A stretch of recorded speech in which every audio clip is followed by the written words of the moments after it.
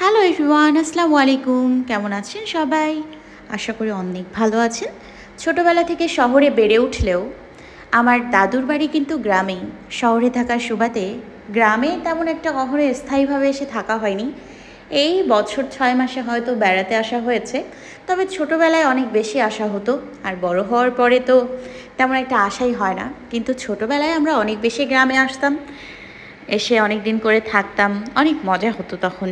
সবাই ছোট ছোট ছিলাম, বেশ সময় কেটেছে তখন। কিন্তু বড় হওয়ার সাথে সাথে সব কিছু পাল্টে গেছে।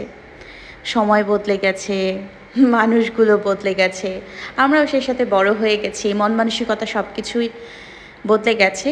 গ্রামে এসেছি, আর গ্রাম যদি আপনাদেরকে ঘুরে না দেখাই তাহলে কি করে হয় বলুন তো? বিকেলবেলা নাস্তা করেই আমরা বেরিয়ে পড়েছি মা মেয়ে গ্রাম ঘোরার জন্য। আমি তো ছোটোবেলায় এগুলো দিয়ে অনেক খেলাধুলা দৌড়াদৌড়ি করে সময় কাটিয়েছি। আসলে এটা একটা বিল, তো আনাবিয়াকে নিয়ে আমি বিলের মাঝখানে গেছিলাম।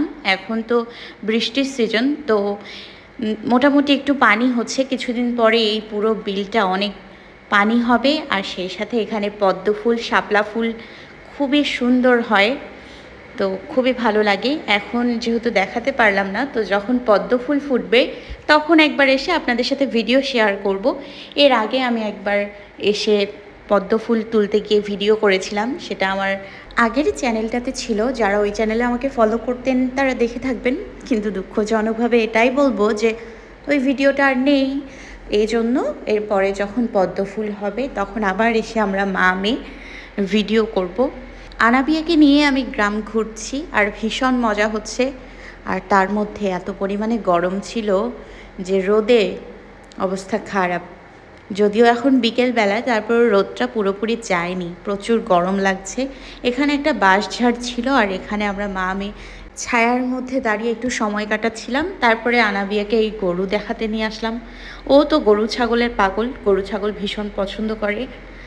এক কথায় গরু ছাগল হাঁস মুরগি বিড়াল কুকুর এগুলো আনাবিয়ার ভীষণ পছন্দ। নতুন নতুন দেখছে তো তাই। এরপর আমরা মা মেয়ে খুব সুন্দর একটা ব্রিজে চলে আসলাম। এখানে খুব সুন্দর ছায়া আর বাতাস হচ্ছিল, ভীষণ মজা হচ্ছিল এখানে। তারপর মা মেয়ে দুজনেই এখানে খুব সুন্দর সময় কাটালাম। আমি তো হাঁপিয়ে গেছি, কিন্তু আনাবিয়া হাঁপিয়ে যাচ্ছে না। ওর শুধু দুষ্টুমি করতেই মন চাচ্ছিল আর দৌড়াদৌড়ি করতেই মন চাচ্ছিল। ওর সাথে কি আর আমি পারি? ও সবে মাত্র নতুন নতুন হাঁটা শিখেছে, সেজন্য ও তো থামছে না।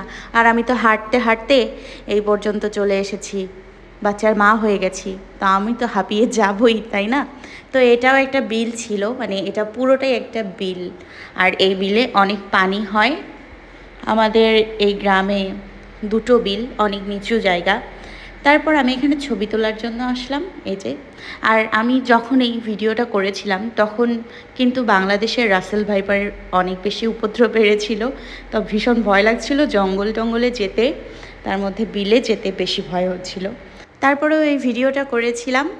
তো এই যে আনাবিয়া বুড়ি আবারও গরু দেখবে, তারপরে গরুর সাথে ওকে একটু বন্ধুত্ব করিয়ে দিলাম। এরপর মা মেয়ে আবারও গ্রাম ঘুরতে চলে গেলাম। এখন সন্ধ্যার আগ মুহূর্ত। এই যে একটা ছাগলও পেয়ে গেছি। ছাগলকে দেখে বুড়ি কোল থেকে নেমে ছাগলের সাথে মারামারি শুরু করে দিয়েছে। এই যে ছাগলটাকে মারছি, কি দুষ্টু বুড়ি। তারপর আমরা আবারও সামনের দিকে এগিয়ে যাচ্ছি। এখানে দেখেন এগুলো গাছ পেয়ে গেলাম। আর এখানে এগুলো হচ্ছে মটরশুঁটির গাছ না কি জানো, একটা ডাল বা যাই হোক ছোলা জাতীয় কিছু একটা হবে। ছোটোবেলায় এগুলো আমরা দেখতাম, আর গাছ থেকে পেরে পেরে কাঁচা অবস্থায় অনেক খেয়েছি। সঠিক নামটা এখন বলতে পারছি না, কেউ জানলে কমেন্টে জানাবেন। দেখুন সূর্যটা কি সুন্দর, তাই না?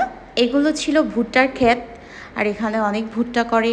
তারপর মা মেয়ে এখানে একটু দাঁড়িয়ে সময় কাটাচ্ছিলাম, কারণ প্রচুর গরম ছিল। আর গরমে পুরো গ্রাম হেঁটে হেঁটে ঘুরছি, তাহলে তো গরম লাগবেই বলেন। তারপর এই পাশে আছে পাট ক্ষেত, এখানে অনেক পাটও করা হয়। মানে এই জায়গাটা অনেক বেশি সুন্দর ছিল, দেখেন রাস্তাটা। তারপর এখানে আমরা কিন্তু অনেক সুন্দর সময় কাটিয়েছি, ছবি তুলেছি। আনাবিয়া তো ফাঁকা রোড পেয়ে ভীষণ খুশি ছিল, সবেমাত্র হাঁটা শিখেছিল, আর হাঁটাও ঠিকভাবে পারে না, কিন্তু দৌড়াদৌড়ি করতে ভীষণ সে ব্যস্ত। তারপর মা মেয়ে ক্লান্ত হয়ে আবার সামনের দিকে হাঁটছি। দেখেন এখন সন্ধ্যার আগ মুহূর্ত, আর সূর্যটাও কি সুন্দর রূপ নিয়েছে। পেয়ে গেলাম সামনে একটা টং দোকান চায়ের। তো আমি কখনো চা টং দোকানে খাইনি, তো এটাই আজকে ফার্স্ট টাইম এইভাবে টং দোকানে বসে চা খাবো। আর যেহেতু হাঁপিয়ে গেছি, গলাও শুকিয়ে গেছে, আনাবিয়া তো একটা বিস্কিট পেয়ে ভীষণ খুশি। কতক্ষণ পরে ও একটা বিস্কিট পেল, ভীষণ খুশি। তো পানি কিন্তু সাথে করেই নিয়ে এসেছে ওকে খাওয়ানোর জন্য, কারণ যে পরিমাণে গরম বারবার ওকে পানি খাওয়াতে হয়, সেই সাথে নিজেরও পানি খেতে হয়। তো মা আমি দুজনেই এই সময়টা খুবই এনজয় করছিলাম। এত বেশি ভালো লাগছিল আমার, মানে আমি ভিডিওটা যখন এডিট করছি এই মুহূর্তটা আমার খুবই ভালো লাগছিল আনাবিয়ার সাথে এই সময়টা পার করতে পেরে। এরপর পান খাবো না তা কী করে হয়, পান তো খেতেই হয়। তারপর আমি একটা খিলি পান নিলাম। পান খেতে খেতে সামনে যদি কোনো ভ্যান পাই তাহলে চলে যাব একটু বন্দরের দিকে। আর সেখানে আমাদের একটা ছোট্ট কম্পিউটারের দোকান আছে। এই যে আমরা চলে আসলাম। অবশেষে একটু স্বস্তি পেলাম, একটু ফ্যানের বাতাস খাচ্ছি। কি যে গরম, এই গরমে পুরো গ্রাম ঘুরে বেড়াচ্ছি। তবে যাই বলেন আর তাই বলেন, আমি গরমে অস্থির হলেও আমার আনাবিয়া কিন্তু গরমে একটু অস্থির হচ্ছে না, বরং ও আজকে ভীষণ খুশি। মানে খোলামেলা জায়গা পেয়েছে আর দৌড়ে বেড়াতে পারছে, যা মন চায় তাই করতে পারছে। কি যে খুশি হয়েছে, মাশাআল্লাহ। বুড়ি ওর নানুর চেয়ারে বসে আছে, কম্পিউটার শেখার জন্য বুড়ি চেয়ারে বসে আছে। আরে আরে না না, ও কি কম্পিউটার শিখবে, ও তো পেট থেকেই কম্পিউটার শিখে বেরিয়ে এসেছে, ডিজিটাল না। তারপর এভাবেই কিছুক্ষণ সময় আমরা এখানে পার করলাম। এই ভিডিওটা অনেক দিন আগে শ্যুট করা ছিল, মনে আছে? সেই কবে আমি দাদু বাসায় গিয়েছিলাম, তখন আপনাদেরকে ভিডিও দিয়েছিলাম, ঠিক তখনই আমি এই গ্রামের ভিডিওটা শ্যুট করে রেখেছিলাম। কিন্তু সময়ের অভাবে আর ব্যস্ততায় এই ভিডিওটা এতদিন পরে আপলোড দিচ্ছি। আপনারা আগের ভিডিও দেখে অনেকেই জানতে চেয়েছিলেন এখানে স্কুল কলেজ আছে কি না। হ্যাঁ আছে, এই যে আমরা আজকে চলে আসছি। আমাদের গ্রাম থেকে ভ্যানে বা অটোতে আসতে 10 থেকে 15 মিনিট লাগে, আর হেঁটে আসলে 25 মিনিটের মতো লাগে। তো এই যে আনাবিয়া চলে আসলো আমার সাথে। আনাবিয়া নানুর সাথে এখন সেলফি তুলবে, ঘুরে বেড়াবে আর দোল খাবে। তো বুড়ি তো ভীষণ এনজয় করছে, আমারও ভীষণ ভালো লাগছে। এই যে দেখেন, এটা অনেক বড় হাই স্কুল অ্যান্ড কলেজ। আগে যখন ছোট ছিলাম তখন বেশিরভাগ সময় এই বন্দরে আমার বড় আব্বুর বাড়ি আছে, সেখানে এসেই থেকেছি। আর এই যে এই হাই স্কুলে এসে কত খেলেছি আমরা মাঠে। সময় কত তাড়াতাড়ি চলে যায়, কবে যে এতটা বড় হয়ে গেলাম আর এত সব দায়িত্ব আমার কাঁধে এসে পড়লো, বাচ্চার মা হয়ে গেলাম, বুঝতেই পারলাম না। আনাবিয়া তো ওর নানুর সাথে ভীষণ সুন্দর সময় কাটাচ্ছে। নানু আর নাতনি মিলে খুনসুটিময় মুহূর্তগুলো আমার কাছে খুবই ভালো লাগছিল। আনাবিয়া তো একটা সময় বড় হয়ে যাবে, কিন্তু আনাবিয়ার এই সুন্দর খুনসুটিময় সময়গুলো কিন্তু স্মৃতির পাতায় ঠিকই থেকে যাবে। তো আমি সবসময় চেষ্টা করি আমাদের এই সুন্দর সুন্দর মুহূর্তগুলো তুলে রাখার এবং স্মৃতি করে রাখার। এতে আপনারা কে কী ভাবেন তাতে আমার কিছু যায় আসে না, কারণ প্রত্যেকটা মানুষের পছন্দ অপছন্দ আছে। হয়তো আপনাদের মধ্যে কেউ আমাকে পছন্দ করেন, আবার কেউ পছন্দ করেন না, কিন্তু কে আমাকে পছন্দ করলো না তার জন্য তো আর আমার জীবন থেমে থাকবে না, তাই না? আপনি পছন্দ করলেও আমার জীবন চলবে, না করলেও আমার জীবন চলবে। সো কারো পছন্দ অপছন্দ দিয়ে কখনোই কারোর জীবন থেমে থাকে না, জীবন জীবনের মতোই চলে যায়। আনাবিয়া কিন্তু খুব সুন্দর একটা সময় পার করছে, ও তো থামছেই না। আল্লাহ, ওর পা দুটো কি বলে আমি বুঝি না, সারাদিন শুধু দুষ্টুমি আর দৌড়াদৌড়ির উপরে থাকে। হ্যাঁ, ওকে থামাতেই পারছি না আমি, শুধু দৌড়াদৌড়ি করছে, শুধু দৌড়াদৌড়ি করছে। অবশ্য ভালোও লাগছে যে এই সময়টাও ও সুন্দরভাবে এনজয় করতে পারছে। ওর এই সময়টাতে কখনোই আমি ওর সামনে বাধা হয়ে দাঁড়াই না, কারণ এখন দুষ্টুমি করবে না তো কখন দুষ্টুমি করবে, এখন খেলাধুলা করবে না তো কখন খেলাধুলা করবে। আর এই শৈশবটা ওর খুব অল্প সময়, আর এই অল্প সময়ই সবচেয়ে বেস্ট সময়। এই সময়টা চলে গেলে আর কখনোই ও ফিরে পাবে না।